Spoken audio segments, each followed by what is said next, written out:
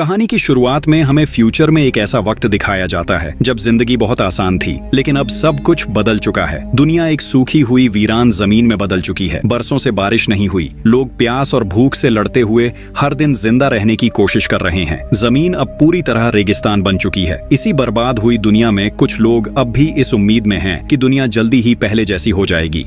इसके बाद हमें होम टाउन में रहती हुई एक फैमिली दिखाई जाती है जिसमें अर्नेस्ट नाम का आदमी है, जिसके पास गांव में बहुत ज्यादा जमीन है। लेकिन अर्नेस्ट की जमीन पिछले कई सालों से पानी न होने की वजह से बंजर हो चुकी है। अर्नेस्ट के पास इतने पैसे भी नहीं कि वो महंगे दामों पर पानी खरीद कर अपनी जमीन उगा सके। इसीलिए अर्नेस्ट ने सरकार से भी कई बार रिक्वेस्ट की कि मेरी जमीन अभी इस काबिल है कि अगर उसे पानी मिले तो वो दोबारा से हरी भरी हो जाए। लेकिन कोई भी अर्नेस्ट की बात पर यकीन करने को राजी नहीं होता। इसीलिए अर्नेस्ट खुद ही अपनी जमीन खोदकर पानी तलाश करने की कोशिश करता है। लेकिन कई दिनों की मेहनत के बाद भी अर्नेस्ट को वहां से पानी नहीं मिलता। अब तक तो अर्नेस्ट की पानी निकालने वाली मशीन भी खराब होने लग चुकी थी। एक दिन अर्नेस्ट की जमीन में पानी की मशीन चोरी करने के लिए 2 चोर आते हैं। लेकिन अच्छी बात यह थी कि अर्नेस्ट को उन दोनों के बारे में पता चल चुका था। अर्नेस्ट भागता हुआ अपनी गन लाता है और उन दोनों पर तान देता है। चोरों को अपनी मौत सामने नजर आ रही थी, इसीलिए वो बहाना करने लगते हैं कि हम काफी दूर से आए हैं, इसीलिए हमें कुछ पानी की जरूरत है। अर्नेस्ट को उनकी हालत देखकर दोनों पर तरस आ जाता है, इसीलिए वो इन दोनों को पानी देने का सोचता है। लेकिन तभी वो लोग अपने पास रखी हुई गन निकाल लेते हैं। अर्नेस्ट बहुत गुस्से में आ जाता है और बिना कुछ सोचे समझे ही दोनों को शूट करके मार देता है। इसका मतलब ये है कि पानी की इतनी कमी हो चुकी है कि लोग पानी के लिए एक दूसरे को मारने पर आ चुके हैं। अगले दिन अर्नेस्ट अपने बेटे जीरो के साथ वाटर सप्लाई वाली जगह पर जाता है, जहां इसकी मुलाकात मैक्स नाम के आदमी से होती है। ये लोग प्राइवेट कंपनीज के साथ मिलकर बड़ी बड़ी मशीन्स लगाते हैं और पानी निकालकर शहर के अमीर लोगों को महंगे दामों पर बेचते थे। अर्नेस्ट इनको बताता है कि यहाँ से कुछ दूरी पर मेरा खेत है। आपकी मशीन्स की वजह से जो थोड़ा बहुत पानी हमें मिलता था, अब वो आना भी बंद हो गया है, इसीलिए आप लोग अपनी मशीन्स को यहाँ से कहीं और ले जाओ। लेकिन मैक्स अर्नेस्ट को बुरा भला कहता है और उसकी बात मानने से साफ साफ इनकार कर देता है। अर्नेस्ट भी अब चुपचाप कुछ पानी लेकर वापस घर की तरफ निकल आता है। अर्नेस्ट के पास इतना खाना पानी नहीं था कि वो अपने गधे को भी पेट भरकर खाना दे सके, इसीलिए अर्नेस्ट के गधे की हालत भी खराब हो चुकी थी। वो बहुत ज्यादा कमजोर हो चुका था। रास्ते में आते हुए गधे का पांव एक पत्थर से स्लिप होता है और वो नीचे जा गिरता है, इसीलिए उसके अगले दोनों पांव टूट जाते हैं। बेचारा गधा पहले भूखा प्यासा परेशान था, लेकिन अब वो चलने के काबिल भी नहीं रहा। वो बहुत ज्यादा दर्द में था। अब अर्नेस्ट अपने गधे को दर्द से आजाद करने के लिए ना चाहते हुए भी उसे मार देता है। इसके बाद ये दोनों घर वापस आ जाते हैं, जहां हम अर्नेस्ट की बेटी मैरी को देखते हैं, जो मिट्टी की मदद से बर्तन साफ कर रही थी। अब इन लोगों के पास सामान इधर उधर ले जाने के लिए गधा नहीं था, इसीलिए अर्नेस्ट अपने बेटे के साथ रोबोटिक फार्म में जाता है, जहां ऐसे रोबोट्स तैयार किए जाते हैं जो लोगों के लिए एनिमल्स की तरह काम करते हैं। आज इस कंपनी ने पहली बार एक रोबोट तैयार किया था जो ह्यूमन नीड्स के हिसाब से बनाया गया था। सभी लोग यहाँ इकट्ठे हो जाते हैं, इसीलिए इस रोबोट की बोली लगना शुरू हो चुकी थी। यहाँ फ्लैम नाम का आदमी किसी तरह भी इस रोबोट को खरीदना चाहता था, लेकिन अर्नेस्ट फ्लैम से ज्यादा बोली लगाकर रोबोट को बाय कर लेता है, जिस बात का फ्लैम को बहुत गुस्सा था। इसके बाद अर्नेस्ट और जीरो अर्नेस्ट की वाइफ कैरोलिन से मिलने एक हॉस्पिटल जाते हैं। अर्नेस्ट की वाइफ कुछ समय पहले एक एक्सीडेंट की वजह से बहुत ज्यादा बीमार हो गई थी, इसीलिए कैरोलिन अब एक खास फ्रेम की मदद से ही जिंदा रह सकती है। अर्नेस्ट के पास इतने पैसे नहीं थे कि वो ये फ्रेम बाय करके अपनी वाइफ को घर ला सके, इसीलिए कैरोलिन हॉस्पिटल में ही रहती है और सारी फैमिली कैरोलिन से मिलने हॉस्पिटल ही आती है। कैरोलिन से मिलने के बाद बाप बेटा घर की तरफ चल जाते हैं। रास्ते में इन दोनों को रूबी नाम का आदमी मिलता है, जो खाना पानी न होने की वजह से बहुत ज्यादा परेशान था। उसके पास इतने पैसे नहीं थे कि वो अपने बच्चे को पाल सके, इसीलिए रूबी रोड पर अपने बेटे को सेल करने के लिए खड़ा था।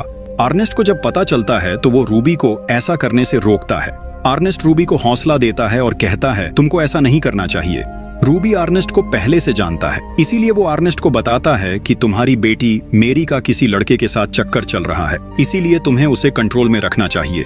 ये बात सुनकर अर्नेस्ट को रूबी पर बहुत गुस्सा आता है, इसीलिए वो चुपचाप घर चला आता है। अर्नेस्ट मेरी के पास जाकर उससे पूछता है और कहता है, तुम्हें मुझे बताना चाहिए था। लेकिन मेरी अर्नेस्ट से कहती है, मैं अपनी जिंदगी के फैसले खुद कर सकती हूँ, आपको मेरी जिंदगी में इंटरफियर करने की कोई जरूरत नहीं।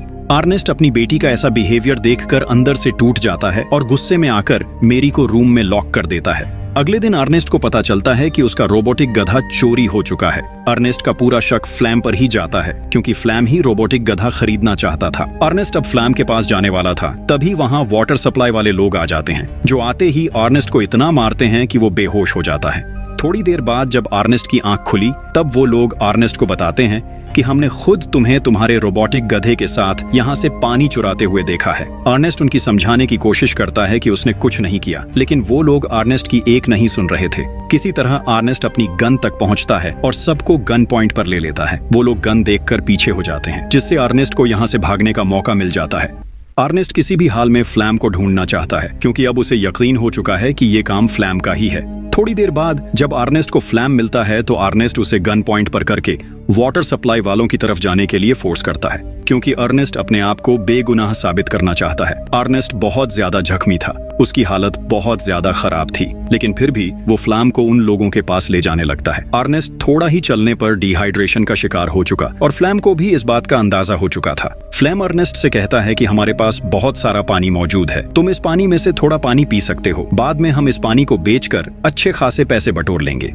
अर्नेस्ट की हालत ऐसी नहीं थी कि वो पानी के बिना एक और कदम भी चल पाता, इसीलिए वो थोड़ा सा पानी पी लेता है, लेकिन वो पानी बेचना नहीं चाहता, क्योंकि सप्लायर्स के सामने अर्नेस्ट को अपने आप को बेगुनाह साबित करना है। इसके बाद ये दोनों वहाँ से आगे बढ़ने लगते हैं, लेकिन अर्नेस्ट के कदम लड़खड़ाने लगते हैं। फ्लैम के दिमाग में लालच आता है, इसीलिए वो एक पत्थर उठाकर अर्नेस्ट के सर पर दे मारता है। पत्थर लगते ही अर्नेस्ट नीचे गिरता है और वहीं पर उसकी मौत हो जाती है। फ्लैम वहाँ ऐसा सीन क्रिएट करता है जिससे सबको लगे कि अर्नेस्ट को उसके रोबोटिक गधे ने ही मारा है। इसके बाद फ्लैम अर्नेस्ट के घर जाता है जहाँ वो मैरी से मिलता है। तब हमें पता चलता है कि फ्लैम वही लड़का है जिससे अर्नेस्ट की बेटी का चक्कर चल रहा था। मैरी फ्लैम से मिलकर बहुत खुश होती है। इधर हम जीरो को देखते हैं, जो अपने डैड के काफी देर तक घर न आने पर बहुत ज्यादा परेशान हो चुका था, इसीलिए वो डैड को ढूंढने के लिए चला जाता है। वहाँ उसे रोबोटिक गधा मिलता है, जिसके साथ कुछ वाटर बॉटल्स भी पड़ी हुई थी। ये बॉटल्स उसी वाटर सप्लायर की थीं जिनके पास जीरो और अर्नेस्ट मूवी की शुरुआत में गए थे। जीरो को पता चल चुका था कि उसके डैड अब इस दुनिया में नहीं रहे। इसके बाद जीरो वो बॉटल्स लेकर सप्लायर के पास जाता है, तो उन्हें भी पता चल जाता है कि अर्नेस्ट ने उनकी बॉटल्स नहीं चुराई थी, क्योंकि अगर अर्नेस्ट बॉटल्स भरता तो बाकी की बॉटल्स भी वहीं पर होनी चाहिए थी। जीरो को भी लगता है कि उसके डैड को रोबोटिक गधे ने ही मारा है, इसीलिए उसे रोबोट पर बहुत गुस्सा आ जाता है। घर आकर जीरो उसे तोड़ने की कोशिश कर रहा था, तभी वहाँ फ्लैम भी आ जाता है। फ्लैम जीरो के सामने अच्छा इंसान बनने की कोशिश करता है। वो जीरो को हौसला देता है और उसे झूठी तसल्ली देता है। जीरो भी फ्लैम की बातों में आ चुका था। एक दिन फ्लैम जीरो से कहता है कि मैं तुम्हारी बहन को पसंद करता हूँ, इसीलिए मैं उससे शादी करना चाहता हूँ। जीरो भी अब तक फ्लैम को एक्सेप्ट कर चुका था। फ्लैम का असली मकसद अर्नेस्ट की सारी जमीन पर कब्जा करना था, इसीलिए वो मेरी को झूठे प्यार का धोखा भी दे रहा था। फ्लैम अब उनकी खेत में फसल उगाना चाहता था, इसीलिए वो वाटर सप्लायर्स के पास जाकर कहता है कि मुझे इलीगली अपनी फसल उगाने के लिए पानी दो। जब मेरी फसल उगेगी तो हम दोनों आधे आधे पैसे रख लेंगे। सप्लायर्स को भी कंपनी से ज्यादा कुछ नहीं मिलता था, इसीलिए वो बिना सोचे समझे ही फ्लैम की बात मान जाते हैं। अब फ्लैम को उसकी फसल उगाने के लिए बहुत सारा पानी दे दिया जाता है। फ्लैम फसल पर बहुत ज्यादा मेहनत करता है। जल्द ही उनकी जमीन में फसल उगना शुरू हो जाती है। फ्लैम और जीरो अपनी जमीन में फसल देखकर बहुत ज्यादा खुश थे। अब तो फ्लैम और मेरी शादी भी कर लेते हैं। फ्लैम अब अपनी जिंदगी में बहुत खुश था, उसकी लाइफ बहुत अच्छी चल रही थी। लेकिन एक दिन फ्लैम के पास बैंक से कुछ लोग आते हैं, जो फ्लैम को बताते हैं कि अर्नेस्ट ने अपने खेतों के लिए बैंक से लोन लिया था, लेकिन काफी समय गुजर जाने के बाद भी उसने अपना लोन अदा नहीं किया। अगर कुछ दिन तक लोन वापस न किया गया तो बैंक उसकी सारी जमीन पर कब्जा कर लेगा। फ्लैम को बैंकर्स की ये बात सुनकर बहुत ज्यादा गुस्सा आता है, क्योंकि उसने इन खेतों पर बहुत मेहनत की थी। वो किसी भी हाल में अपने खेत बचाना चाहता था। फ्लैम बहुत चालाक इंसान है, इसलिए वो रूबी के पास जाता है। रूबी बहुत गरीब है और आज से कुछ समय पहले वो गरीबी की वजह से अपना बच्चा बेच रहा था। फ्लैम रूबी के पास जाकर कहता है, मैं तुम्हारी मदद करूंगा, तुम मेरे साथ चलो। रूबी भी बिना अपनी पत्नी को बताए अपने बेटे के साथ फ्लैम के साथ चला जाता है। फ्लैम मौका देखकर चोरी चोरी रूबी के बच्चे को बेच देता है। इसके बदले उसे बहुत सारे पैसे मिलते हैं। जब रूबी को इस बारे में पता चलता है तो वो फ्लैम से लड़ने लगता है, लेकिन जिन लोगों को बच्चा बेचा गया था उनके एक कानून के मुताबिक जब सौदा हो गया तो उसकी कोई वापसी नहीं होती, इसीलिए वो लोग रूबी को मार देते हैं।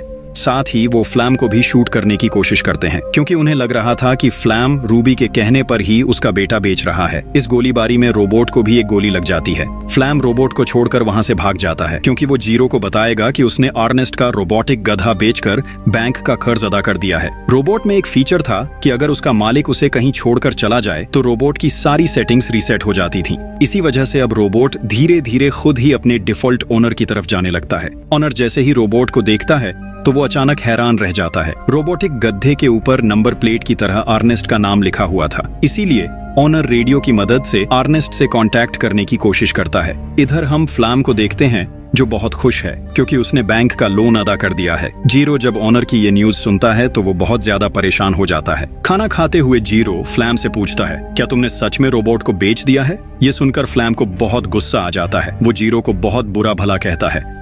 फ्लैम का ऐसा बर्ताव देखकर जीरो का शक और भी गहरा हो जाता है। अगले दिन जीरो उसी कंपनी में जाता है जहां से वो और उसके डैड ने रोबोटिक गधा खरीदा था। वहां जीरो की मुलाकात ऑनर से होती है। तब तक ऑनर ने रोबोटिक गधे को पूरी तरह ठीक कर दिया था। इसके साथ ही वो जीरो को एक खास बात बताता है। ऑनर कहता है कि रोबोट अपनी मेमोरी में वीडियो रिकॉर्डिंग भी करता है। जीरो जैसे ही वो रिकॉर्डिंग देखता है उसे सच्चाई पता चल जाती है। असल में उसके डैड का कातिल कोई और नहीं बल्कि फ्लैम ही था। जीरो ये जानकर बहुत ज्यादा चौंक जाता है। इसके बाद वो घर आता है और फ्लैम से कहता है, हमारा रोबोट खुद ही घर वापस आ गया है, लेकिन तुमने तो कहा था कि तुमने उसे बेच दिया है। इस पर फ्लैम कोई जवाब नहीं देता। जीरो को फ्लैम पर बहुत गुस्सा था, लेकिन वो फिलहाल किसी अच्छे मौके की तलाश में था। जीरो फ्लैम से कहता है, तुम्हें रूबी अपने पास बुला रहा था। ये सुनकर फ्लैम बहुत ज्यादा घबरा जाता है क्योंकि रूबी तो पहले ही मर चुका था। अगले दिन फ्लैम को रूबी की तरफ से एक चिट्ठी मिलती है। उस चिट्ठी में रूबी लिखता है, मैं बहुत परेशान हूँ, इसीलिए मुझे तुम्हारी बहुत जरूरत है। रूबी ने एक वीरान जगह का पता चिट्ठी में लिखा था। अगले दिन फ्लैम अपने रोबोटिक गधे के साथ रूबी द्वारा बताए हुए स्थान की तरफ जाने लगता है, लेकिन तभी उसका पैर किसी चीज में अटक जाता है। वो नीचे एक गहरे गड्ढे में गिर जाता है। गड्ढा इतना गहरा था कि फ्लैम की टांग टूट जाती है। तभी वहां जीरो आता है। जीरो की आंखों में देखकर फ्लैम समझ जाता है कि जीरो अब सब कुछ जान चुका है। फ्लैम अब भी जीरो को अपनी बातों में उलझाने की कोशिश करता है, लेकिन सच्चाई अब जीरो के सामने आ चुकी थी। जीरो फ्लैम को मार देता है और रोबोटिक गधे के साथ घर वापस आ जाता है, लेकिन वो मेरी को इस बारे में कुछ भी नहीं बताता क्योंकि अब मेरी फ्लैम के बच्चे की माँ बनने वाली थी। काफी देर तक फ्लैम घर नहीं आया था, इसीलिए मेरी बहुत परेशान हो जाती है। मेरी जीरो से कहती है कि अब हमें अपनी माँ को घर ले आना चाहिए क्योंकि अब हमारे पास इतने पैसे हैं कि हम अपनी माँ का फ्रेम अफोर्ड कर सकते हैं, क्योंकि अब उनकी फसल बहुत अच्छी हो चुकी थी। और इसी के साथ मूवी यही खत्म हो जाती है। आपको ये मूवी कैसी लगी कमेंट्स में जरूर बताइएगा। Thanks for watching.